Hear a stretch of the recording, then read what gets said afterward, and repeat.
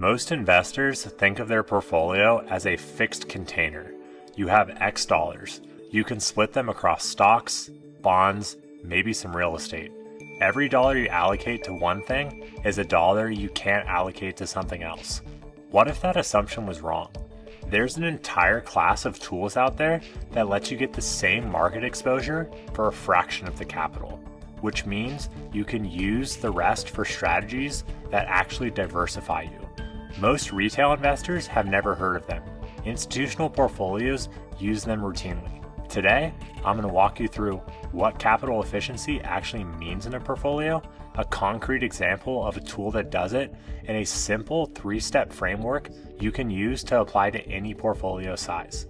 If you want your dollars doing 2 jobs instead of 1, watch this all the way through. If you're new here, I'm Mark Anderson. I went from a construction worker to running a 0 DT and multi-strategy hedge fund for MBH Capital Management. I've sold over $100 million in options premium and traded for over 1,000 consecutive market days. I make these videos for thoughtful investors who don't just want slogans like diversify, and they want actual mechanics on how professionals build portfolios to their best. Let's start with the default playbook. You have $200,000. Classic 60% in stocks, 40% in bonds. That's 120 grand in equities and 80 grand in bonds. You're in the market, you've got some downside cushion. Feels responsible. Then you hear about managed future strategies that historically have reduced drawdowns and improved diversification when paired with equities. The minimum, $100,000. You're interested, but to fund it, you have to rip $100,000 out of your existing mix. Now you're underweight your core equities or underweight bonds. That's a trap. Every dollar in an alternative is a dollar out of your core. To get diversification, you give up the bull market exposure. To keep market exposure, you give up the diversification. Capital efficiency is how you stop playing that zero-sum game. Portable alpha or return stacking uses futures, leverage, or structured products to give you full asset class exposure with less capital tied up. The simplest retail example right now is RSSB, return stack stocks and bonds. This is a portable alpha strategy. The mechanics are simple. For every $1 you put in RSSB, you get $1 of equity exposure and $1 of bond exposure. Not 50 cents of each, a full dollar of each.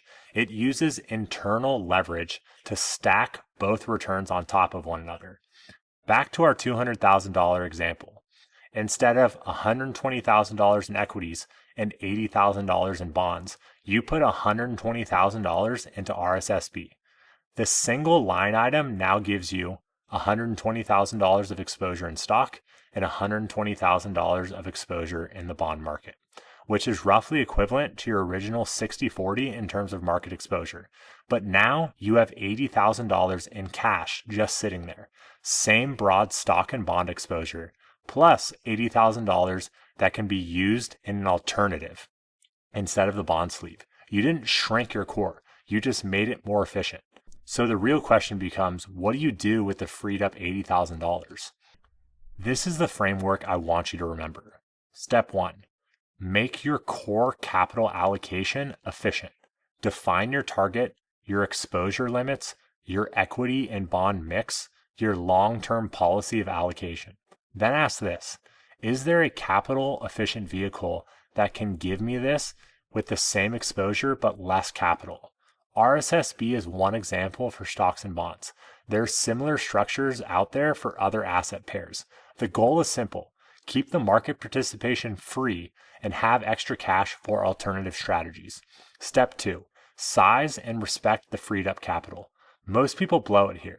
They either get excited and swing for the fences with something that doesn't fit the size, or they get scared and let the freed up capital sit in cash. Both waste the opportunity. The freed up capital should go into something that is genuinely uncorrelated to your core, liquid enough for deploying it easily, and accessible at your size. Examples could be managed futures, systematic option strategies, other hedge funds, or liquid alternatives with low correlations to equities. If you freed up $30,000 on a $200,000 account in a 5-year illiquid private equity fund, it's probably not a great fit. You want diversification, not a hostage situation. Step 3. Match the vehicle to the freed up amount. Different tools have different minimums, liquidity, and fee structures. So the same concept looks different at different sizes. At 20 to 50,000, you're usually in the ETF and mutual fund land for things like managed futures or multi-strategy. For 80 and 100,000, more liquid alt platforms and niche strategies are open. At $500,000 plus, you're looking at hedge funds, SMAs, institutional style multi-strategy setups.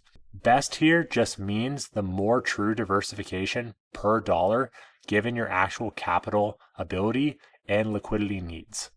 Capital efficiency is powerful, but it's not magic. First, remember leverage is real. When you use return stacked products, the bond part still behaves like normal. If interest rates go up, that bond piece can lose money just like any other bond fund. So you're not escaping bond risk. You're just choosing to hold the same bond risk inside a more capital efficient structure. Second, freed up capital only helps if it's actually going into different return streams. If you take the $80,000 and buy another equity fund or invest in private equity, you didn't diversify. You just levered up your equity bet with extra steps. Third, taxes. Tools that use futures or internal leverage can have different tax treatment than simple equity or bond funds. Make sure you understand that before you flip your whole portfolio. Here's the big idea though. Traditional allocation assumes every dollar can only do one job. Capital efficient tools lets $1 do two.